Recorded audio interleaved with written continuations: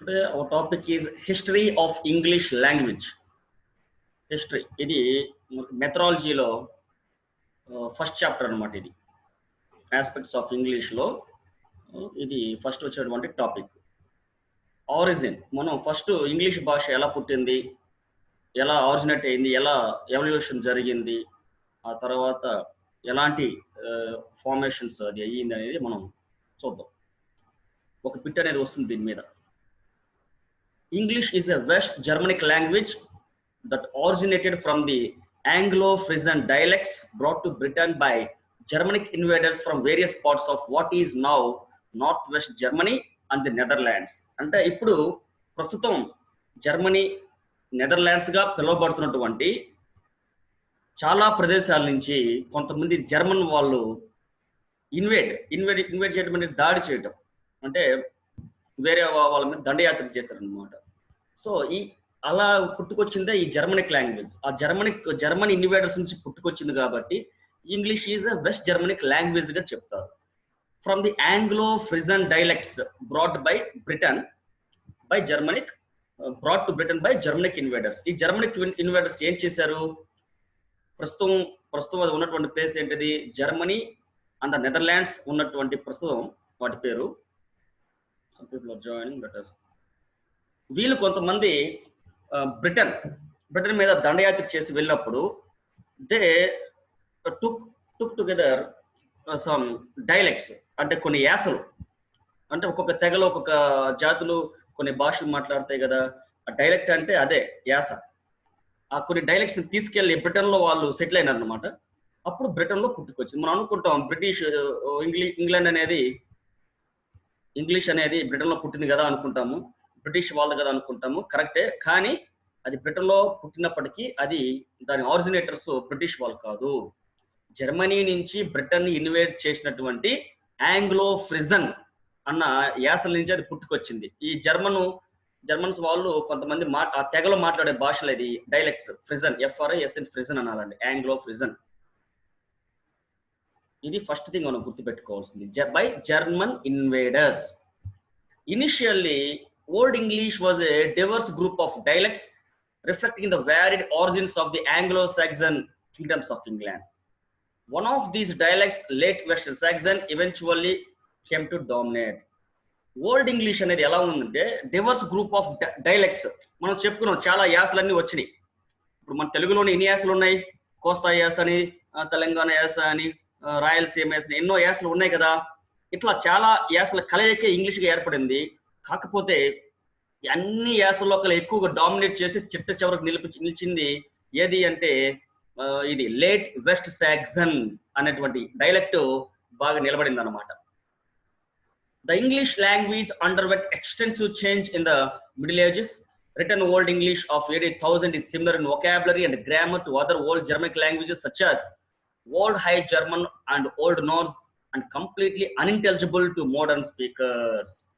Unintelligible to modern speakers అంటే unintelligible అంటే that can't be explained and understood. దాన్ని ఎవరు అర్థం చేసుకోలేము. అంటే ప్రెసెంట్ ఆ భాష ఇప్పుడు మాట్లాడితే ఇప్పుడు వాళ్ళు ఎవరు దాన్ని అర్థం చేసుకోలేరు. మోడర్న్ స్పీకర్స్ ఎవరు ఆ భాష అర్థం చేసుకోలేరు. ఎందుకంటే ఏదైతే ఉందో, ఏది ఈ ఓల్డ్ ఇంగ్లీష్ అనేది ఉంది చూసారా, అంటే AD 1000 AD అప్పుడు మాట్లాడిన ఓల్డ్ ఇంగ్లీష్ ఏదైతే ఉందో అది జర్మన్ భాషలకి చాలా సమీపంగా, చాలా సిమిలర్ గా ఉండేది. ఆ వొకాబులరీ ఇదంతా కూడా అది ఇప్పుడు వాడితే ఎవరికి అర్థం కాదు. ఇప్పుడు ఎవరు వాడటం లేదు కూడా, వాడినా ఎవరికి అర్థం కాదనమాట.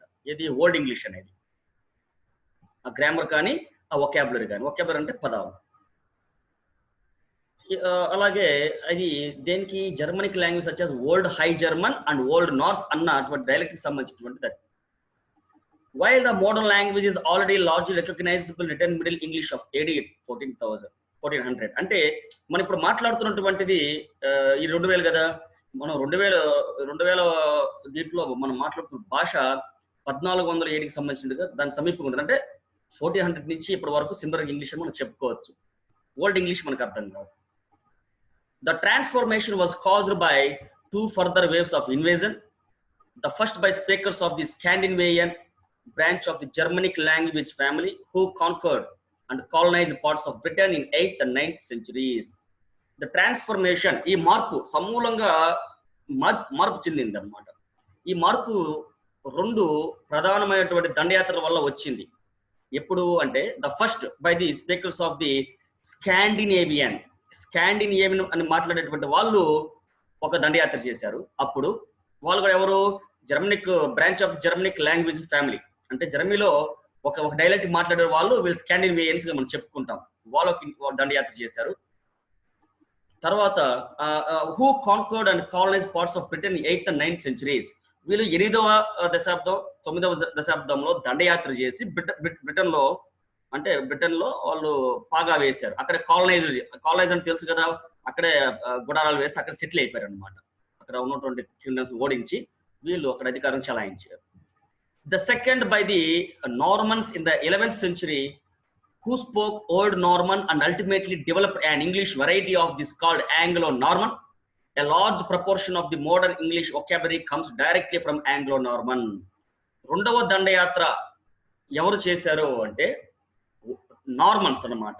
వీళ్ళెప్పుడు 9వ దశాబ్దం మరియు 11వ దశాబ్దంలో బ్రిటన్ మీద దండయాత్ర చేశారు. అప్పుడు వీళ్ళు మాట్లాడేటువంటి ఇది ఆంగ్లో నార్మన్ అనమాట. ఈ వెరైటీ ఆఫ్ ఇంగ్లీష్ ని ఆంగ్లో నార్మన్ అని అంటారు. మనం ఇప్పుడు మాట్లాడుతున్నటువంటి చాలా పదాలు కూడా ఆంగ్లో నార్మన్ నుంచి వచ్చినవే. బేసికల్ గా రెండు, ఆంగ్లో సాక్సన్ ఒకటి, ఆంగ్లో నార్మన్ ఒకటి.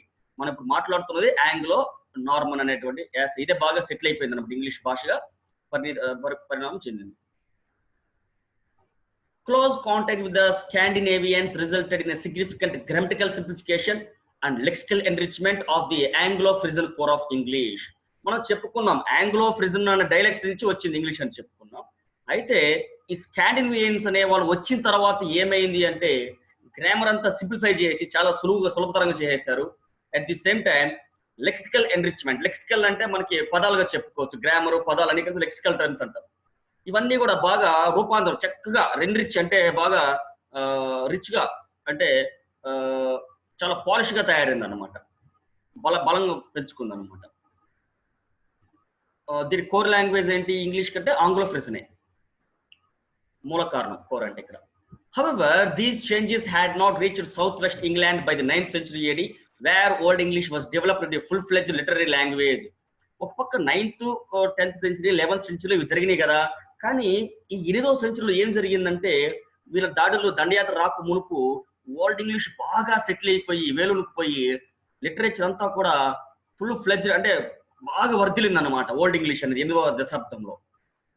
ద నార్మన్ అప్పుడు ఏం జరిగింది, ద నార్మన్ ఇన్వేజన్ అక్కడి 1066 166వ సంవత్సరంలో జరిగింది. And when literary English rose new in the 13th century, it was based on the speech of London, much closer to the centre of Scandinavian settlement. సరే, ఈ Norman invasion ఎప్పుడు 11వ శతాబ్దంలో జరిగింది మనం చెప్పుకున్నాం. దశాబ్దం కాదు, మై బ్యాడ్, శతాబ్దంలో జరిగింది అనమాట. అప్పుడు ఈ 13వ శతాబ్దం వచ్చేసరికి 13th century వచ్చేసరికి ఇంగ్లీష్ లిటరేచర్ అనేది ఒక ఎత్తుకి ఎదిగింది అనమాట, ఒక లెవెల్కి చేరుకున్నది. It was based on speech of London, much closer to the centre of Scandinavian settlement. అప్పుడు ఏమైందంటే లండన్ దగ్గరగా ఉంది కాబట్టి ఇందాక మనం దూరంగా ఉన్న పార్ట్స్ ఓల్డ్ ఇంగ్లీష్ వర్తులని చెప్పుకున్నాం. ఇక్కడ లండన్ దగ్గర ఉన్నటువంటి వాళ్ళందరూ కూడా స్కాండినేవియన్స్ అనే వాళ్ళు టచ్ లోకి వచ్చారు కాబట్టి దాని ఇన్ఫ్లుయెన్స్ ఎక్కువగా ఉందన్నమాట. Technical and cultural vocabulary was largely derived from Old Norman, with particularly heavy influence in the church, the courts, and government. అప్పుడు మనం చెప్పుకున్నాం ఏమని, మనం ఇప్పుడు మాట్లాడుతున్నటువంటి ఇంగ్లీష్ అనేది ఓల్డ్ నార్మన్ అన్న డైలెక్ట్ నుంచి పుట్టుకొచ్చింది, సిమిలర్ గా ఉంది. 1400 సంవత్సరం నుంచి ఇప్పటి వరకు ఇంగ్లీష్ సిమిలర్ గా ఉందని చెప్పుకుంటాం. ఎందుకంటే మన లండన్ దగ్గరగా అంటే పరిపాలన దగ్గరగా ఉన్నటువంటిది. పరిపాలన అంటే ఏంటి, గవర్నమెంట్, చర్చెస్, కోర్ట్స్. అప్పుడు చర్చిలో కోర్టులు అనమాట, చర్చిలోనే అన్ని శిక్షలు విధించేవాళ్ళు, చర్చిలోనే తప్పులు తేల్చేవారు, మీకు తెలిసింది అదంతా. సో అక్కడ విరివిగా వాడారు కాబట్టి దాన్ని అఫీషియల్ గా వాళ్ళందరూ ఫాలో చేయడం జరిగింది. With the coming of the Renaissance, as with most other developing European languages such as German and Dutch, Latin and ancient Greek supplanted Norman and French as the main source of new words. Thus, English developed into very much a borrowing language with an enormously disparate vocabulary. మళ్ళీ రెనేజెన్స్ అనేది మీకు తెలుసు. రెనేజెన్స్ ఈ దేశాల మీద, Europe కంట్రీల మీద కొంతమంది Turks కొంతమంది దాడి చేసినప్పుడు వాళ్ళు ప్రాణభీతితో పారిపోతూ ఆస్తి పాస్తుల కంటే కూడా మనకి మన భాష సాహిత్యము చాలా మెరుగైనది, ఇదే మన కల్చర్ కాపాడగలుగుతుంది అని భావించారు కాబట్టి వాళ్ళతో పాటు అవి తీసుకెళ్లారు. ఆస్తులు వదిలేసి మరి సాహిత్యాన్ని పట్టుకెళ్లారు అనమాట. అదే గ్రేటర్ నేషన్ గా మనం చెప్పుకుంటాం. అప్పుడు ఏం జరిగిందంటే యూరోపియన్ లాంగ్వేజ్ వచ్చే German and Dutch, Latin, ancient Greek ఇవన్నీ కలిసి ఇంగ్లీష్ ఏర్పడడానికి దోహదపడ్డాయి. కాబట్టి ఇప్పటికి ఏమంటాం, English is a borrowing language, అరువు భాష, అంటే అప్పు తెచ్చుకున్న భాష. దీనికంటూ ఒక భాష లేదు, ఆ లాంగ్వేజ్ ఈ లాంగ్వేజ్ అరువు తెచ్చుకుని ఒక భాషగా ఏర్పడింది. Enormously desperate vocabulary, desperate different variety of vocabulary. మనం చెప్పుకున్నాం కదా, జంగిల్, పండిత్, మంత్ర, ధోతి, ఇవన్నీ ఇంగ్లీష్ పదాలే. ఇప్పుడు అవతార్ సినిమా కూడా తెలుసు కదా మీకు, అవతార్. ఇట్లా ఏం జరిగిందంటే అరువు తెచ్చుకొని ఒక భాషగా రూపాంతరం చెందింది. తర్వాత ప్రోటో ఇంగ్లీష్, ఇప్పటిదాకా మనం చెప్పుకుందామని ఒక బిట్ రావచ్చండి. తర్వాత మనం నోట్స్ ఇస్తాం, దీని మీద ఒక నోట్స్ తయారు చేసి నేను పెడతాను. The languages of Germanic peoples gave rise to the English language. Peoples అని ఎందుకు అన్నారంటే, ఒక దేశానికి చెందిన ప్రజలు పీపుల్ అంటారు, రకరకాల దేశాల ప్రజలు మాట్లాడేటప్పుడు పీపుల్స్ అంటారు. Peoples means from different countries, people from different countries. జర్మన్లో చాలా దేశాలు ఉన్నాయి కదా, చాలా డైలెక్ట్స్ ఉన్నాయి కదా, ఆ ప్రజలందరూ చక్కగా సెటిల్ అయ్యారు. ఎవరు వాళ్ళు? The Angles, Saxons, Frisii, Jutes and possibly the Franks, who traded and fought with the Latin-speaking Roman Empire in the centuries-long process of the Germanic people's expansion into Western Europe during the migration period. అంటే వీళ్ళందరూ వలస వచ్చే ప్రక్రియలో వీళ్ళందరూ అక్కడ join అయ్యారు. ఎవరు? Angles అంట, సాక్సన్స్ అంట, ఫ్రిజియస్, జూట్స్, వీళ్ళందరూ. కాబట్టి వీళ్ళందరూ కలిసి ఇంగ్లీష్ భాష రూపాంతరం చెందడానికి చాలా దోహదపడ్డారనమాట. Next, Latin loan words such as wine, cup, and bishop entered the vocabulary of the Germanic peoples before their arrival in Britain and the subsequent formation of England. ఒక క్వశ్చన్ అడుగుతాడు, కప్పు, బిషప్, వైన్ అనేటువంటి పదాలు English లోకి ఏ భాషలోంచి వచ్చాయి అంటే Latin. Latin నుంచి అది అరువు తెచ్చుకుంది. Next, Tacitus Germania written around 100 AD is a primary source of information for the culture of the Germanic peoples, the ancestors of the English in ancient times. So వాళ్ళప్పుడు Tacitus Germany అనేది 100 AD రాయబడినటువంటి ఒక నవల అనేది ఒక సాహిత్యం. ఎప్పుడు ancient టైంలో. ఏన్సిస్టర్స్ ఆఫ్ ఇంగ్లీష్ ఎవరో జర్మన్ పీపుల్, మనకు తెలుసు. ఇంగ్లీష్ అనేది జర్మన్ నుంచి పుట్టుకొచ్చి మనం చెప్పుకున్నాం.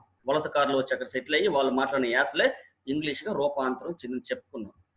Germanics were in contact with Roman civilization and its economy, including serving in the Roman military, but retained political independence. ఈ జర్మనిక్స్ ఎవరైతే వచ్చి అక్కడ వలస అయ్యారో వాళ్ళు రోమన్ సివిలైజేషన్ అంటే వాళ్ళ నాగరికతతో సత్సంబాలు ఉన్నాయి వాళ్ళకి, వాళ్ళని ఫాలో అయ్యేవాళ్ళు. రోమన్ మిలిటరీలో కూడా వాళ్ళు పనిచేసేవాళ్ళు, కానీ రిటైన్డ్ పొలిటికల్ ఇండిపెండెన్స్, రాజకీయ పరంగా వాళ్ళు స్వేచ్ఛలు తెచ్చుకున్నారు, వాళ్ళు బానిసలు కాదనమాట వాళ్ళు. Germanic troops served in Britannia under Roman command. అప్పుడు జర్మన్ ట్రూప్స్ అంతా బ్రిటానియాలో, అంటే బ్రిటిష్ మనం చెప్పుకున్నామే, అక్కడ రోమన్ వాళ్ళ ఆధిపత్యంతో అక్కడ పనిచేసేవాళ్ళు. Except for the Frisians, Germanic settlement in Britain occurred largely after the arrival of mercenaries in the 5th century as described by Gildas. Mercenaries అంటే మీకు తెలుసు కదండి. మెర్సినరీ నేను 1 word సబ్జెక్ట్ చెప్పాను, చెప్పండి చూద్దాం. మెర్సినరీ అంటే చెప్పండి, నేను ఒక 30 seconds ఆగుతాను. మెర్సినరీ అన్న పదానికి మీనింగ్ ఏంటి? Mercenary, I will wait for your answer. 1 word subject లో మనం చెప్పుకున్నాం మెర్సినరీ. టైప్ చేసి పంపండి మెసేజ్. 30 seconds ఆగుతాం, అంటే మీరు ఏం నేర్చుకుంటారో నాకు తెలియాలి కాబట్టి. Mercenary, MERCENARY.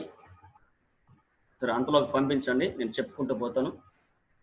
సో 5వ శతాబ్దంలో ఇన్ బ్రిటన్ అక్కర్ లాజ్ ఆఫ్ అరైవల్ ఆఫ్ మెర్సినరీస్. ఈ 5వ శతాబ్దంలో వీళ్ళు చాలా మంది అక్కడ చేరారు. మెర్సినరీస్ అనే వాళ్ళు అక్కడ చేరారు. ఎవరు మెర్సినరీస్ అంటే?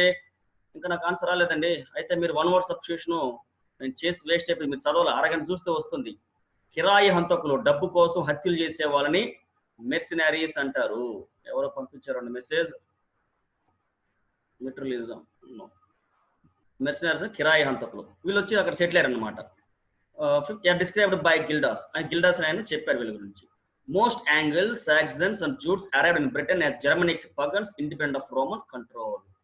సో రోమన్ కంట్రోల్ నుంచి బయటపడినటువంటి కొన్ని జాతులు యాంగిల్స్, సాక్సన్స్, జూట్స్ అని వచ్చారు. అందుకే మనం ఆంగ్ల భాష అంటాం. ఎందుకని ఆంగ్ల భాష అంటాం?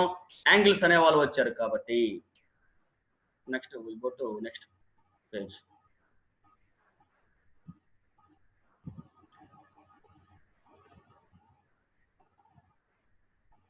Yes. The Anglo-Saxon Chronicle relates that around the year 449, what you can King of Britons, Britain ante telusu kada, British unnatuvantu, invited the Angles, Angles allegedly led by the Germanic, some message, oh no, so invited the Angles, వీళ్ళు పిలిచారు అన్నమాట. Angle కిన్ అనే వాళ్ళు ఒక జాతిని పిలిచారు. Angles allegedly led by the Germanic brothers Hengist and Horsa. అంటే వీళ్ళిద్దరూ ఈ అన్నదమ్ములు వీళ్ళని ఆధిపత్యం చలాయించే వాళ్ళు యాంగిల్స్ అనేది చెప్పుకునేవాళ్ళు. To help repel invading Picts, అంటే వీళ్ళందరూ దండయాత్రలకి పాల్గొన్నారు. In return the Anglo Saxons received lands in the south east of Britain. In response came men of old Saxon of Anglum of Eotum, Saxons, Angles and Jutes. వీళ్ళు పిలువబడ్డారు. మెర్సినరీస్ అంటే మనం చెప్పుకున్న కిరాయహంతకులు. వీళ్ళు అక్కడి నుంచి పిలువబడి అక్కడ ఉన్నటువంటి కొంత ల్యాండ్స్, భూభాగాల్ని ఇచ్చేయటానికి, వాళ్ళ ఆధిపత్యం చెలాయించడం కోసం వాళ్ళ హెల్ప్ తీసుకొని వీళ్ళు ఇక్కడ చేయటం జరిగింది అనమాట. వాళ్ళ హెల్ప్ తీసుకొని ఇక్కడ చేయటం జరిగింది. So next in response came men, అంటే వాళ్ళ సహాయం తీసుకొని ఇక్కడ వాళ్ళు దౌర్జన్యాలు చేశారు అనమాట. ఇది పెద్దగా మనకు ఉండదు. ఇప్పుడు old English from 500 AD to 1200 ADగా మనం ఓల్డ్ ఇంగ్లీష్ చెప్పుకుంటామండి. 5th century to 12th century old English. మనం ఆల్రెడీ చెప్పాను, ఓల్డ్ ఇంగ్లీష్ అనేది ఇప్పుడు మాట్లాడితే ఎవరికి అర్థం కాదు. మనం మార్నింగ్ గ్రూప్లో డిస్కస్ చేసుకున్న హౌ మెనీ ఎర్త్ అనేది, డత్ అనేది, దౌ ది దైన్ అనేవి వాడటం లేదనమాట ఓల్డ్ ఇంగ్లీష్ అది. After the Anglo Saxon invasion the Germanic language displaced the indigenous Brythonic languages and Latin in most of the areas of Great Britain. The latter became England. The Great Britain అనేది ఈ రోజు మనం England గా పిలుచుకుంటున్నాం. ఈ England లో indigenous అంటే స్వదేశీ, అక్కడ లోకల్ గా ఉన్నటువంటిది. లోకల్ గా మాట్లాడే లాంగ్వేజ్ ఏంటి? వీళ్ళంతా జర్మనిక్ లాంగ్వేజ్ రాకముందు ఇంగ్లాండ్ అంటే గ్రేట్ బ్రిటన్, నవ్ ఇంగ్లాండ్ లో చలామణి భాష ఏంటి అంటే బ్రిథానిక్ లాంగ్వేజెస్ అంటారు వాటిని. బ్రిథానిక్, అందుకే దాన్ని బ్రిటన్ అంటారు. తెలుసు కదా, బ్రిటన్ బ్రిథానిక్. లాటిన్ ప్రభావం కూడా కొంత ఉండేదన్నమాట. వీళ్ళు వచ్చిన ఆంగ్లో సాక్సన్ వాళ్ళు వచ్చిన తర్వాత అదంతా కొట్టుకుపోయింది. The original Celtic languages, CELTIC, Celtic అంటారండి, కొంతమంది సెల్టిక్ అంటారు. సెల్టిక్ రాంగ్ ఏం కాదు, ఇంగ్లీష్ అమెరికన్స్ అంటారు, కానీ బ్రిటన్ దాన్ని కెల్టిక్ అంటారు. Celtic languages remained in parts of Scotland, Wales and Cornwall. కానీ ఎంత జర్మన్స్ ఆధిపత్యం చలాయించినా కొన్ని ప్లేసెస్ లో, పర్టికులర్ ఎక్కడ స్కాట్లాండ్, వేల్స్ అండ్ కార్న్వాల్. ఇప్పటికి కూడా క్రికెట్ టీం చూస్తే మరి ఇంగ్లాండ్ ఒక టీం ఉంటుంది, స్కాట్లాండ్ ఒక టీం ఉంటుంది అనమాట. ఇండిపెండెంట్ ఉండేవాళ్ళు. ఇంగ్లాండ్ క్రికెట్ బోర్డుని England and Wales cricket board అంటారండి. మీరు గమనించండి, England and Wales, WALS, Wales cricket board అంటారు. ఇవన్నీ అక్కడ కొన్ని సామ్రాజ్యాలు, ఇవన్నీ సామ్రాజ్యాలు. అక్కడ ఆ సామ్రాజ్యంలో కెల్టిక్ లాంగ్వేజెస్ ఉండేది. When Cornish has spoken into the 19th century, where Cornish, although large numbers of compound Celtic Germanic place names survive, hitting at early language mixing. తర్వాత జర్మనిక్ లాంగ్వేజ్ డైలెక్ట్స్ వచ్చిన తర్వాత ఈ కెల్టిక్ ఇవన్నీ కలగలిసి మనకి ఇట్లా వచ్చింది అనమాట. Latin also remained in these areas as the language of the Celtic church and of higher education for the nobility. మనం చెప్పుకున్న నోబుల్స్ అంటే రాజు వంశం తర్వాత ఉన్నటువంటి క్యాడర్, వీళ్ళు ఎవరు? నోబిలిటీ అనేది 4 రకాల కమ్యూనిటీస్ అప్పుడు: kings, nobles, clergymen, common man. So ఇక్కడ చర్చ్ భాష నేను చెప్పాను. చర్చ్ అనేది అప్పుడు గవర్నెన్స్ అంతా చర్చ్ నుంచి జరిగేది. చర్చ్ నుంచి అన్ని పంచాయతీలు చర్చలు జరిగేవి. ఏది నేరారోపణలు కానీ శిక్షలు కానీ అంత అక్కడ అమలు పరిచేవాళ్ళు. అంటే అప్పుడు అది అఫీషియల్ లాంగ్వేజ్ అయిపోయింది అన్నమాట. నెక్స్ట్ ఏది కెల్టిక్ చర్చ్లో లాటిన్ అనేది కొంతకాలం వరకు. Latin was later to be reintroduced to England by missionaries from both the Celtic and Roman churches, and it would in time have a major impact on English. తర్వాత ఏం జరిగింది? మళ్ళీ Latin తీసుకొచ్చి కొంచెం ఆధిపత్యం చలాయింపు చేయడానికి ఈ కెల్టిక్ వాళ్ళు రోమన్ చర్చెస్ లో కొంత ఉపయోగించారు, కొంతమంది మిషనరీస్ లాగా వచ్చి. మనకి ఎట్లయితే ఇంగ్లీష్ ఇక్కడ మనం ఇంట్రొడ్యూస్ చేశారు అట్లా. What is now called old English emerged over time out of the many dialects and languages of the colonising tribes. అప్పుడు ఓల్డ్ ఇంగ్లీష్ అనేది ఎలా పుట్టుకొచ్చిందంటే అక్కడ కాలనైజ్డ్ ట్రైబ్స్, కాలనీ అంటే వాళ్ళు వలస వచ్చి అక్కడ ఉండి అక్కడ మాట్లాడే భాషసరికి ఆ ప్రదేశంలో అది అలా ఓల్డ్ ఇంగ్లీష్ గా అవతారం చెందింది అనమాట. Old English continued to exhibit local variation, the remnants of which continue to be found in dialects of modern English.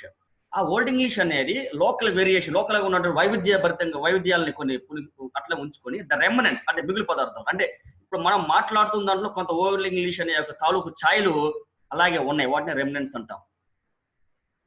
The most famous surviving work from the old English period is the epic poem Beowulf compose by an unknown poet. అడుగుతారు old English లో చలామనేటువంటి ఒక epic ఏంటి, ఒక ఇతిహాసం గొప్ప సాహిత్యం అంటే బియోవోల్ఫ్. దాన్ని ఎవరు కంపోజ్ చేస్తారంటే ఎవరికి తెలియదు. ఓల్డ్ ఇంగ్లీష్ అదొక బిట్ అడగచ్చు. Old English varied wildly from modern standard English. Native English speakers today would find old English unintelligible without studying it as a separate language. Unintelligible అంటే that cannot be understood, అర్థం చేసుకోలేం. ఇప్పుడు old English చదివితే native speakers అంటే England లో ఉన్న వాళ్ళు కూడా అది అర్థం కాదు, దాన్ని సపరేట్ గా చదవాలి. అంటే మన సాంస్క్రిట్ చదివితేనే కదా మనకు అర్థం కాదు కదా అట్లా. నెవర్త్లెస్ English remains a Germanic language and approximately half of the most commonly used words in modern English have old English roots. ఏది ఏమైనప్పటికీ కూడా ఈ రోజు మనం వాడుతున్నటువంటి ఆధునిక ఆంగ్ల భాషలోని సగం వరకు పదాలు ఓల్డ్ ఇంగ్లీష్వి, అంటే వాటి మూలాలు ఓల్డ్ ఇంగ్లీష్ మూలాలు అన్నమాట.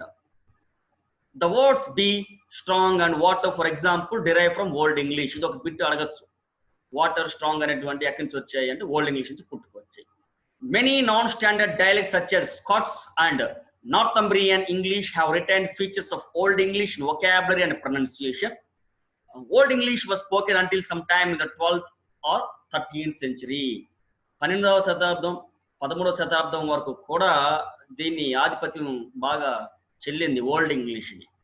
అదే స్కాట్స్, నార్థంబ్రియన్ ఇంగ్లీష్ అంటే ఆ డైలెక్ట్స్ కొన్ని బాగా డామినేట్ చేశాయి అనమాట.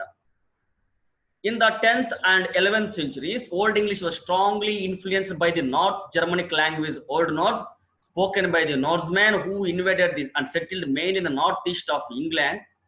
సో ఇక్కడ ఏం జరిగింది, 10వ శతాబ్దం 11th సెంచరీ ఏం జరిగిందంటే North Germanic language Old Norse అనేటువంటి ఒక నార్త్ జర్మనిక్ లాంగ్వేజ్ అనేది బాగా వాళ్ళు ఎవరితో మాట్లాడబడింది అదంటే నార్స్మెన్ అనే వాళ్ళు మాట్లాడేవాళ్ళు. వీళ్ళు దండయాత్ర చేశారు 10వ శతాబ్దంలో, అక్కడే సెటిల్ అయ్యారు.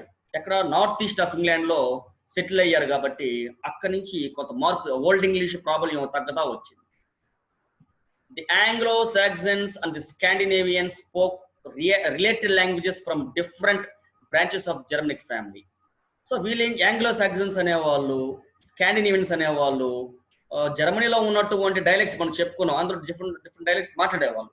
Many of their lexical roots were the same or similar, although the grammars were more divergent. Germanic dialects అవన్నీ జర్మనీ భాషలోనే ఉన్న యాసలు అవన్నీ కూడా కొంత సిమిలారిటీస్ ఉండేవి, at the same time distinction కూడా ఉండేది, డిఫరెన్స్ కూడా ఉండేది. The Germanic language of the old English speaking inhabitants was influenced by extensive contact with Norse colonizers, resulting perhaps in cases of morphological simplification of old English, including the loss of grammatical gender and explicitly marked case. అంటే Germanic language of the old English speaking inhabitants అక్కడ నివసించేవాళ్ళు. అంటే old English నివాసి యొక్క German language అనేది బాగా influence చేయబడింది. ఎవరిచే? Nortje colonisers. ఈ నార్జ్మెన్ వచ్చిన తర్వాత ఓల్డ్ ఇంగ్లీష్ మాట్లాడుతున్నటువంటి జర్మన్ లాంగ్వేజ్ వాళ్ళు జర్మన్ అంటే మాట్లాడుతున్న యొక్క జర్మన్ భాష కొంత మార్పు చెందింది. అట్లాగే ఇక్కడ పదాలు మార్ఫోలాజికల్ అంటే వర్డ్స్ అన్నమాట, సింప్లిఫికేషన్ ఇవన్నీ జరిగింది. గ్రామర్ కొంత ఓల్డ్ ఇంగ్లీష్ కొంత పట్టు కోల్పోయింది, గ్రామటికల్ జెండర్లో కానీ ఎక్స్ప్లెనేషన్లో కానీ కొంత తగ్గిపోయింది. English borrowed approximately 2000 lexical items from Old Norse, including anger, bag, both, hit, law, leg, same, skill, sky, take and many others. ఇవన్నీ మోడర్న్ ఇంగ్లీష్ లో వాడబడుతున్నటువంటి పదాలు. ఇవన్నీ ఎక్కడి నుంచి వచ్చినాయి? నార్స్, ఓల్డ్ నార్స్ అన్న డైలెక్ట్ నుంచి. The introduction of Christianity late in the 6th century encouraged the addition of over 400 Latin words such as priest, paper, and school, and fewer Greek loan words. వీళ్ళు కాబట్టి ఐదో శతాబ్దం ఏం జరిగింది, Christianity వచ్చేసరికి వాళ్ళు కొంత భాషని వాళ్ళు తెచ్చారు అక్కడికి. ద ఓల్డ్ ఇంగ్లీష్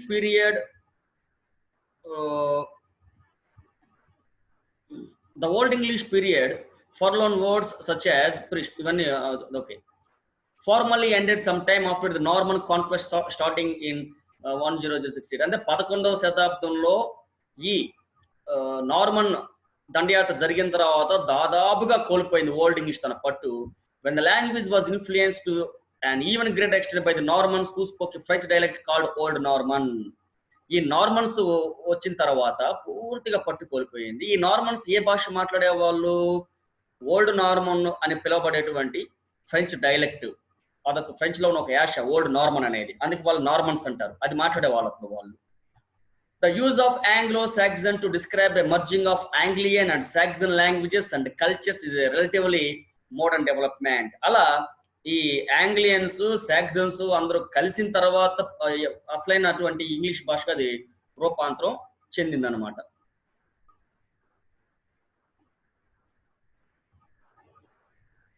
మనం ఎంతవరకు చెప్పుకుంది ఓల్డ్ ఇంగ్లీష్, ఇప్పుడు మిడిల్ ఇంగ్లీష్ గురించి మాట్లాడుకుందాం. For centuries following the Norman conquest in 1066, the Norman kings and high-ranking nobles spoke one of the French languages. I have a book.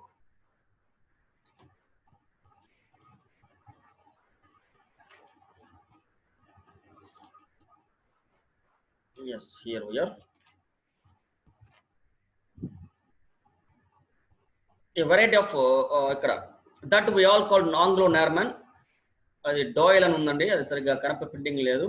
A variety of old Norman used in England and to some extent elsewhere in the British Isles during the Anglo-Norman period and originating from a northern language dialect. అంటే ఇక్కడ old Anglo Norman period లో British ఐల్స్ కొన్ని భాగాల్లో English మాట్లాడడం జరిగింది. Merchants and lower rank nobles were often bilingual in Anglo Norman and English. కొంతమంది Anglo Norman మాట్లాడితే కొంతమంది ఇంగ్లీష్ మాట్లాడేవాళ్ళు. ఎక్కువగా అయితే పై నుండి నోబుల్స్ అనే వాళ్ళు అయితే, అంటే ఇప్పుడు మనకి జమీందార్ అని చెప్పుకోవచ్చు, అలాంటి వాళ్ళు ఎక్కువగా ఆ భాష ఆంగ్లో నార్మన్ మాట్లాడేవాళ్ళు. కొంతమంది రెండు భాషలు మాట్లాడేవాళ్ళు. While English continued to be the language of common people, Middle English was influenced by both Anglo-Norman and later Anglo-French. See characteristics in the Anglo-Norman canons. తర్వాత ఏం జరిగింది, అక్కడ లోకల్ పీపుల్ ఎక్కువగా ఇంగ్లీష్ మాట్లాడేవాళ్ళు, ఎంత ఆంగ్లో నార్మన్ ఆంగ్లో సాక్సన్ ఉన్న భాష ఉన్నప్పటికీ కూడా. Even after the decline of Norman French, standard French retain the status of a formal and prestige language. కొంత నార్మన్ ఫ్రెంచ్ అనేది కొంత క్షీణించినప్పటికి కూడా స్టాండర్డ్ ఫ్రెంచ్, అంటే ఫ్రెంచ్ లో డైరెక్ట్స్ కాకుండా అసలైన ఫ్రెంచ్ లాంగ్వేజ్ అనేది కొంత ఆధిపత్యం చెలాయించింది. With most of Europe period during the period and had a significant influence on the language which is visible in modern English today. Language, word origins and list of English words of French origin. So ఇప్పుడు English చాలా వరకు French నుంచి కూడా వచ్చి. A tendency for French derived words to have more formal connotations has continued to the present day. అంటే French లో ఉన్నటువంటి కొన్ని పదాలు ఇప్పటికి ఇంగ్లీష్ లో హయ్యర్ స్టాండర్డ్ తో చలామణి అయ్యాయి అనమాట, ఇప్పటికి కూడా ఉన్నాయి. For example, most modern English speakers consider a cordial reception from French to be more formal than a hearty welcome. కాబట్టి హార్టీ వెల్కమ్ కంటే కూడా కార్డియల్ రిసెప్షన్, కార్డియల్ అనేది అది మనకి ఎలా ఫ్రెంచ్ లాంగ్వేజ్ వచ్చిందనమాట.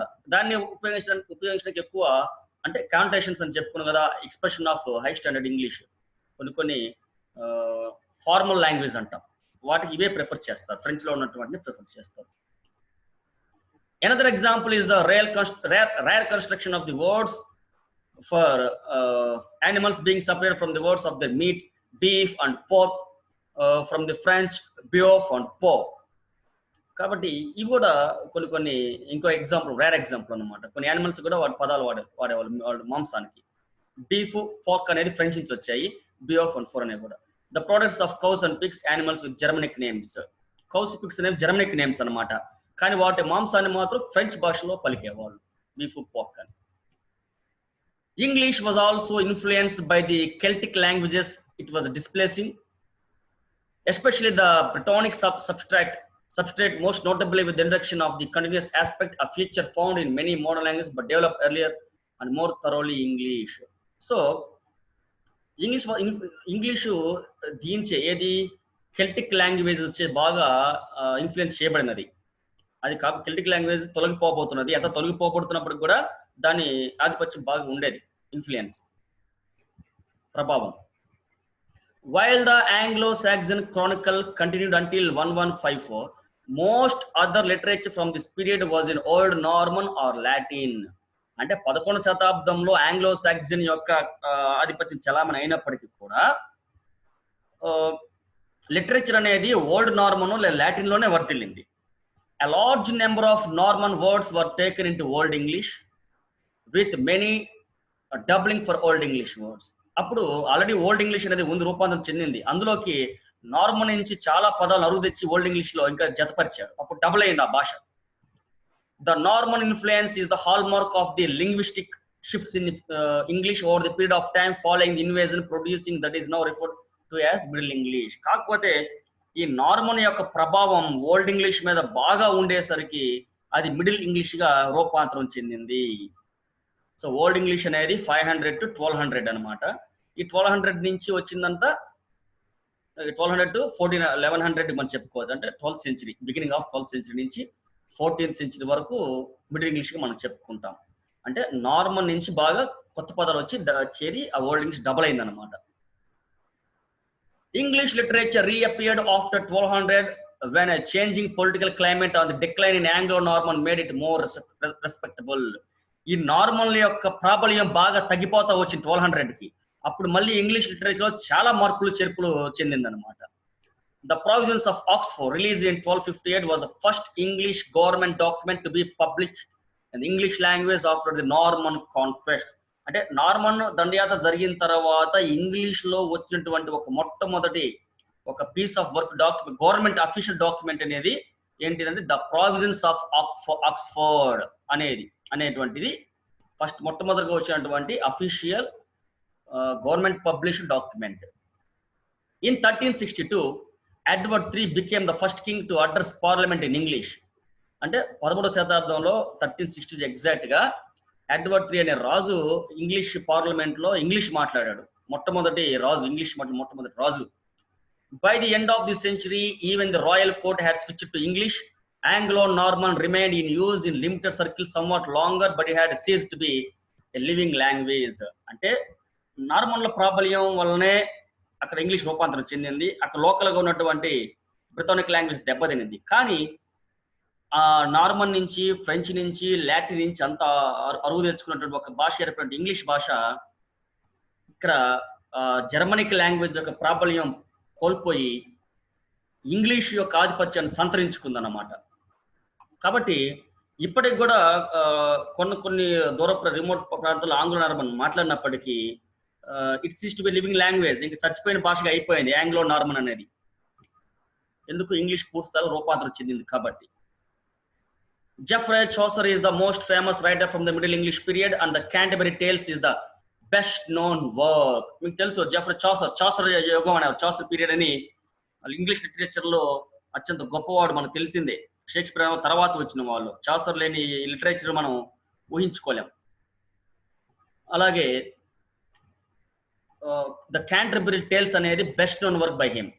Although the spelling of Chaucer's English varies from that of modern English, this works can be read with minimal assistance. అంటే modern English లో పూర్తిగా రాయలేన, కొంత ఓల్డ్ ఇంగ్లీష్ తాలూకా ఛాయలు ఉన్నప్పటికీ కూడా కొంత హెల్ప్ తీసుకుంటే మనకు అది అర్థమవుతుంది అనమాట స్టడీ చేస్తే.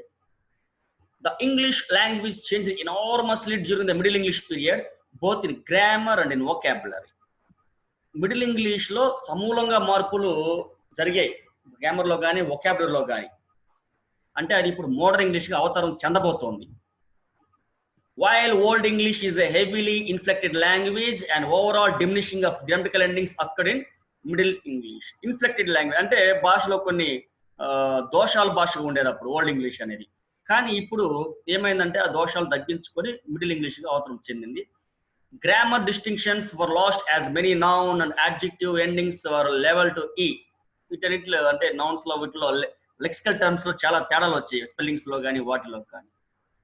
The older plural noun marker en largely gave way to es, yes, and grammatical gender was discarded. అంటే గ్రామర్ లో కూడా ఎన్నో రూపాంతరాలు మారి దానిలో డీటెయిల్ గా వెళ్ళాల్సిన అవసరం లేదు మనం.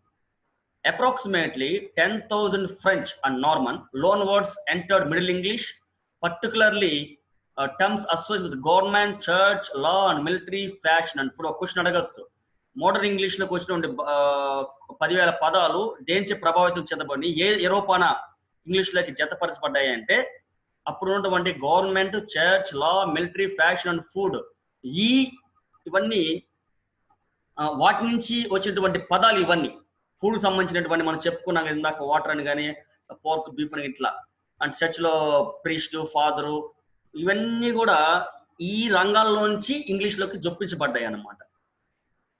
English spelling was also influenced by Norman in this period, with the th and th sounds being spelled th rather than with the old English letters thorn and eth. తెలుసు కదా, DOETH మనం మధ్యాహ్నం చెప్పుకున్నాం. DOETH అంటే does అన్నమాట. అంటే ఎలా spellings లో కూడా మార్పులు చెందాయి, ప్రొనౌన్సియేషన్ లో మార్పులు చెందాయి ఉదాహరణలు ఇవన్నీ. which did not exist in Norman, even Norman లో ఉండేవి కాదు. These letters remain in the modern Icelandic alphabet, having been borrowed from Old English by Western Norwegian. ఇవన్నీ అప్పుడు వేరే భాష నుంచి వచ్చే ఓల్డ్ ఇంగ్లీష్ లో. నెక్స్ట్ ఇప్పుడు మనం మోడర్న్ ఇంగ్లీష్. మోడర్న్ ఇంగ్లీష్ అంటే ప్రెసెంట్ మనం మాట్లాడుతున్నటువంటి ఇంగ్లీష్, ఇది మోడర్న్ ఇంగ్లీష్. ది ఇంగ్లీష్, ఇది ఇక్కడ సరిగ్గా లేదు, నేను ఇక్కడ I will open it here, 3 lines. Yes.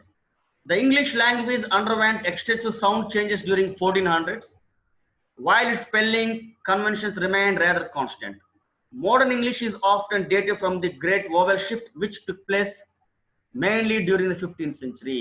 ఇక్కడ స్పెల్లింగ్స్ లో, ప్రొనౌన్సియేషన్ లో, వావెల్స్ లో కూడా చాలా మార్పులు రావడం జరిగింది. ఎప్పుడు? 15th centuryలో. ఇది 1550 to 1800, అంటే 15th century నుంచి 18th century వరకు మనం మోడర్న్ ఇంగ్లీష్ మనం చెప్పుకుంటాం. నెక్స్ట్ గ్రేట్ వోవెల్ షిఫ్ట్ అంటారండి. వోవెల్ షిఫ్ట్, వోవెల్స్ లో మార్పులు రావటం, దాన్ని జి అండ్ గ్రేట్ వోవెల్ అంటే వి షిఫ్ట్, వివిఎస్ అంటే GVS. English was further transformed by the spread of standardized London-based dialect in government and administration and by the standardizing effect of printing. Printing వచ్చిన తర్వాత, government English వాళ్ళ ఆధిపత్యం వచ్చిన తర్వాత పూర్తిగా standardise చేయబడింది. అంటే ఈ యాసలంతా రూపుమాపి ఒక కరెక్ట్ ఇంగ్లీష్ రూపాంతరం చెందించి దాని అఫీషియల్ లాంగ్వేజ్ గా తయారు చేశారనమాట. Consequent to the push toward standardization, the language acquired self-conscious terms such as accent and dialect. అప్పటి నుంచి యాక్సెంట్, డైలెక్ట్, యాస వేరు, యాక్సెంట్ స్లాంగ్ అన్నమాట, ఇది వేరు, అంటే మాట్లాడే తీరు. మన ఇంగ్లీష్ మాట్లాడినప్పుడు కూడా మనకి తెలుగు యాక్సెంట్ వస్తుంది, కొంతమంది తమిళ్ యాక్సెంట్ వస్తుంది, మాట్లాడేది ఇంగ్లీషే. By the time of William Shakespeare, middle 16th century and 17th century, early 17th century, the language had become more recognizable as a modern English. అంటే విలియం షేక్స్పియర్ వచ్చేసరికి 17వ శతాబ్దం మొట్టమొదటి భాగంలో వచ్చేసరికి clearly recognised as Modern English. ఇది English భాష, Anglo Saxons కాదు, నార్మన్స్ కాదు, జర్మన్ డైలెక్ట్స్ కాదు, ఇది అసలైన ఇంగ్లీష్ భాష అని చెప్పుకునేటువంటి స్థాయి దానికి వచ్చింది. ఎప్పుడు? 16th century and early 17th century వచ్చేసరికి. In 1604, the first English dictionary was published, the Table Alphabetical. దాని పేరు, డిక్షనరీ పేరు ద టేబుల్ ఆల్ఫాబెటికల్. అంటే దాంట్లో ఇంక్లూడ్ చేయబడినటువంటి ఇంగ్లీష్ పదాలుగా చలామణి జరిగిందనమాట. Increased literacy and travel have facilitated the adoption of many foreign words, especially borrowing from Latin and Greek since the Renaissance. అంటే వాళ్ళు ఎంతో ట్రావెల్ చేసిన తర్వాత కొత్త కొత్త పదాలు తీసుకొచ్చారు. కొంత మైగ్రేషన్ జరిగిన తర్వాత, ఎమిగ్రేషన్ జరిగిన తర్వాత కొత్త కొత్త పదాలు పుట్టుకొచ్చినాయి. రెనెసాన్స్ వల్ల పదాలు పుట్టుకొచ్చినాయి. In the 17th century, Latin words were often used with the original inflections, but these eventually disappeared. కొన్ని లాటిన్ వర్డ్స్ వచ్చినప్పటికీ అవి కూడా మాయమైపోయినాయి. As there are many words from different languages and English spelling is variable, the risk of mispronunciation is high, but remnants of the older forms remain in the few regional dialects, most notably in the West Country. During that period, loan words were borrowed from Italian, German, and Yiddish. British acceptance of the resistance to Americanisms began during this period. ఇక్కడ మనకి ఇంగ్లీష్లో ఒక problem మీ అందరికి తెలిసిందే, పదానికి స్పెల్లింగ్కి ప్రొనౌన్సియేషన్కి సంబంధం ఉండదు. అయినప్పటికీ కూడా ఎట్లా తట్టుకొని నిలబడతా వచ్చింది. అందుకే ద టైప్ ఆల్ఫాబెటికల్ వాళ్ళంతా మెన్షన్ చేస్తారన్నమాట. ఇంకా జర్మన్స్ అంతా ఎడిషన్ చాలా మంది వచ్చారు, వీళ్ళు ఆహ్వానించారు, కానీ అమెరికనిజమ్స్ మాత్రం వీళ్ళు ఒప్పుకోలేదు. అందుకే మీకు ఇప్పటికి కూడా మీరు కలర్ స్పెల్లింగ్ చూస్తే బ్రిటన్లో COLOUR కలర్ అంటారు, అమెరికాలో COLOR అంటారు, కలర్ అంటారు. ప్రొనౌన్సియేషన్ కూడా మారుతుంది. మనం ఇక్కడ కెల్టిక్ అంటాం, వాళ్ళు సెల్టిక్ అంటారు దీన్ని. కాబట్టి వీళ్ళు దాన్ని ఒప్పుకోరు. వీళ్ళు ఇంగ్లీష్ మనం ఏది ఫాలో అవ్వాలి, అమెరికన్ ఇంగ్లీష్ ఫాలో అవ్వాలా, బ్రిటిష్ ఇంగ్లీష్ ఫాలో అవ్వాలా అని చాలా మంది అడుగుతుంటారు. మిస్ప్రొనౌన్స్ చేస్తారు, అడగగానే అమెరికన్ ఇంగ్లీష్ అంతేలా అంటారు.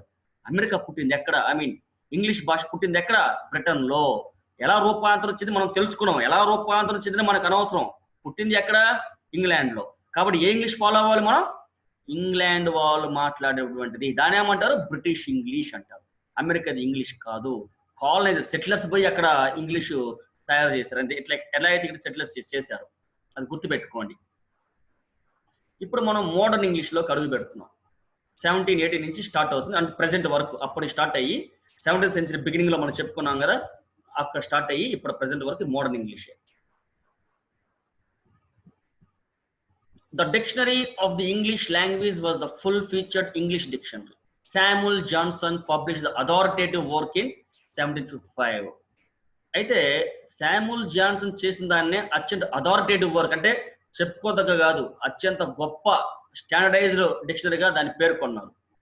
టు ఏ హై డిగ్రీ, ఎప్పుడు 1755 క్వశ్చన్ అడగచ్చు, ఫస్ట్ డిక్షనరీ చేసింది ఎవరు అని, ఫుల్ ఫీచర్ డిక్షనరీ చేసిందని. To a high degree the dictionary standardised both English spelling and word usage. Meanwhile grammar text by Louth, Murray, Priestley and others attempted to prescribe standard usage even further. అంటే అసలైనటువంటి standardise spelling, standardise pronunciation అనేది ఈ Samuel Johnson చేసినటువంటి dictionary of the English language నుంచే పుట్టుకొచ్చింది. ఇంకొంతమంది దాన్ని ఇంకా బలపరుస్తూ ముందుకు తీసుకెళ్లారు. వాళ్ళు లెక్సికోగ్రాఫర్ అంటారు, మీకు తెలిసిందే. Early modern English and late modern English was very essential in vocabulary. మనం చెప్పుకున్నాం కదా, early modern English and late modern English. అంటే 16వ శతాబ్దంలో వచ్చింది మోడర్న్ ఇంగ్లీష్, 17వ శతాబ్దం బాగా రూపాంతరం చెందింది. రెండు మోడర్న్ ఇంగ్లీష్ అయినప్పటికీ కొంత తేడా ఉంది వొకాబులరీలో. Late modern English has many more words arising from the industrial revolution and the technology that created a need for new words as well as international development of the languages. Industrialisation మీకు తెలుసు కదా, విప్లవం వచ్చింది. ఏది ఈ దాన్ని ఏమంటారు, industrial తెలుగులో ఏమంటారు, ఏం విప్లవం అవుతుంది అది అంటే ఈ కొత్త కొత్త ఫ్యాక్టరీలు పుట్టుకురావటం, కొత్త కొత్త ఫ్యాక్టరీలు, కొత్త కొత్త చక్రాలు రావటం, స్టీమ్ ఇంజిన్స్, వ్యాట్ ఇంజిన్స్ ఇవన్నీ రావటం, ఇండస్ట్రియల్ రెవల్యూషన్ అంటాం కదా. అది వచ్చిన తర్వాత ఇంకొన్ని కొత్త పదాలు పుట్టుకొచ్చాయి అన్నమాట మనకి. Next, late modern English has many, అయిపోయింది కదా. The British empire at its height covered 1/4 of the earth's surface and the English language adopted foreign words from many countries. అంటే బ్రిటిష్ ఎంపైర్, బ్రిటిష్ ఒక సామ్రాజ్యం at its height అంటే చాలా ఉన్నత స్థితిలో ఉన్నప్పుడు, పీక్ స్టేజ్లో ఉన్నప్పుడు, ఈ భూప్రపంచం మీద ఉన్నటువంటి 1/4 భాగానికి విస్తరించింది దాని యొక్క సామ్రాజ్యం. అంటే 1/4 of this world dominated by English empire. అప్పుడు రకరకాల భాషల నుంచి ఎన్నోటువంటి పదాలను తీసుకుంది, ఎన్నో దేశాల నుంచి. British English and American English, the two major varieties of the language, are spoken by 400 million persons. Received pronunciation of British English is the prestige variety, while general American English is more influential. The total number of English speakers worldwide may exceed 1 billion. మనం ఇందాక చెప్పుకున్నాం British English అంటే ఏంటి, American English అంటే ఏంటి, ఏది follow అవ్వాలంటే కూడా నేను క్లారిటీ ఇచ్చాను మీకు. కాబట్టి ఇక్కడ రిసీవ్డ్ ప్రొనౌన్సియేషన్ ఆర్పి అంటారండి. ఒక బిట్ అడుగుతారు, వాట్ ఈజ్ ఆర్పి అంటారు. ప్రొనౌన్సియేషన్ లో నెక్స్ట్ చాప్టర్ అదే మనం చెప్పుకోబోయేది. అందులో ఆర్పి అంటే ఏంటి, ఐపి అంటే ఏంటి అంటారు. ఆర్పి అంటే రిసీవ్డ్ ప్రొనౌన్సియేషన్. రిసీవ్డ్ ప్రొనౌన్సియేషన్ ఏంటి అంటే ఆ పదం అంతకుముందు ఎలా పలికినా కరెక్ట్ ప్రొనౌన్స్ ఏది అయినప్పటికీ కూడా విరివిగా అందరూ ఆ పదాన్ని ఎలాగైతే పలుకుతారో దాన్ని అసలైనటువంటి ప్రొనౌన్సియేషన్ యాక్సెప్ట్ చేస్తారు. సపోజ్ రామ అన్న పదం ఉంది, రమ అనొచ్చు, రమ అనొచ్చు, రామ అనొచ్చు, లేదా రామ అనొచ్చు. మరి మనం ఏమంటాం? రమ అంటాం. అది రిసీవ్డ్ ప్రొనౌన్సియేషన్, ఎక్కువగా ఆమోదించినటువంటి ప్రొనౌన్సియేషన్ అది, కాబట్టి దాని పదం అది. అలా అర్థమైంది కదండి. ఇప్పుడు దాని రిసీవ్డ్ ప్రొనౌన్సియేషన్. ఐపీఏ అంటారు, ఇంటర్నేషనల్ ఫొనెటిక్ ఆల్ఫబెట్. అంటే వాళ్ళు స్టాండర్డైజ్ చేశారు, ఈ పదాన్ని ఇలాగే పలకాలి అని పెట్టారు, మరి దాన్ని ఫాలో అవ్వాలి.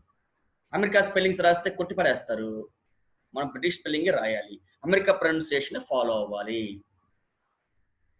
ఇంకా గ్రామటికల్ చేంజెస్ ఇది ఒకటి చెప్పుకుంటాం, మనకి టైం కూడా అయిపోవచ్చింది mostly. Yes, the English language once had an extensive declination system similar to Latin, modern German and Icelandic. చెప్పుకున్నాం కదా, జర్మన్, లాటిన్, ఐస్లాండిక్ ఒక సిమిలర్ సిస్టమ్ ఉండేది ఇంగ్లీష్ లో. Old English distinguished between the nominative, accusative, dative and genitive cases, and for strongly declined adjectives and for some pronouns also a separate instrumental case. Cases తెలుసు కదా మీకు.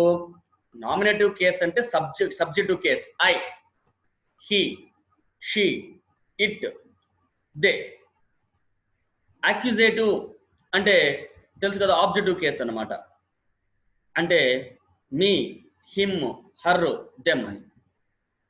Dative case, dative అంటే indirect object గా మనం చెప్పుకోవచ్చు. Genitive case అంటే possessive case అన్నమాట, అంటే his, her, my, our, their అని. ఇవన్నీ కొన్ని తేడాలు ఉన్నాయి అక్కడ ఓల్డ్ ఇంగ్లీష్ లో. For strongly declared adjectives and some on separate instrumental case. అంటే డిస్టింగ్విష్ ఎలా జరిగింది అనేది మనం చెప్పుకున్నప్పటికి ఇప్పుడు తేడా ఎలా వచ్చినాయి. In addition the dual was distinguished from the more modern singular and plural. Dual అంటే రెండుగా ఉన్నటువంటి, విరివిగా రెండుగా ఉన్నటువంటి విషయాలు కూడా మారాయి ఇక్కడ, సింగులర్, ప్లూరల్ గా. Declaration was greatly simplified during the Middle English period, where the accusative and dative cases of the pronouns merged a single oblique case, and that also replaced the genitive case of the prepositions. Nouns in modern English no longer decline for case except for the genitive. అంటే ఈ subjective case, objective case, genitive కేసులో ఎలా మార్పులు చెందాయి old English కి, దీనికని మనం చెప్పుకున్నాం. ఇదంతా మనం డీటెయిల్ గ్రామర్గా వెళ్ళాలి.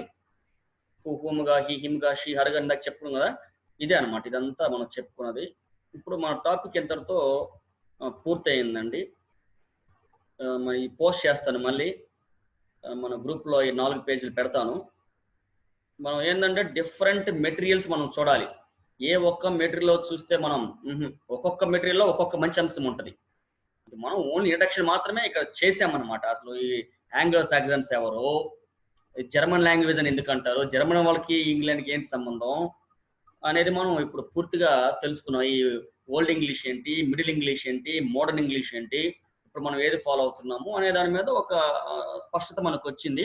రేపు మళ్ళీ వేరే నోట్స్ తీసుకొని దాని మీద మెటీరియల్ తయారు చేసి నేను గ్రూప్లో పెడతానండి.